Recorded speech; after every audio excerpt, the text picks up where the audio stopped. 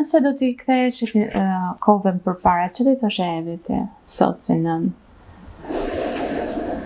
Si nën? Si nën, duke parë veten si nën sot dhe Evin vajzë. Do t'i thoja të kisha më shumë vetbesim në aftësitë edhe në kapacitetet e saj. Jo ka shumë modesti në ca gjëra, që vjen edhe pjesë e edukatës familjare që s'po i futem me kësaj teme, edhe ndoshta pak më shumë kërkuese, ndaj vetes edhe ndaj të tjerëve. Mendoj se këtu do isha pak më ndryshe. Nuk jam person që them po të kthesha do t'i bëja gjithë njësoj, jo, do kisha ndryshuar disa gjëra. Do t'i kisha ndryshuar, do kisha thënë, e zëmë, Antana du këtë. E dua kështu, më bën mirë kjo, na bën mirë të dyve kjo.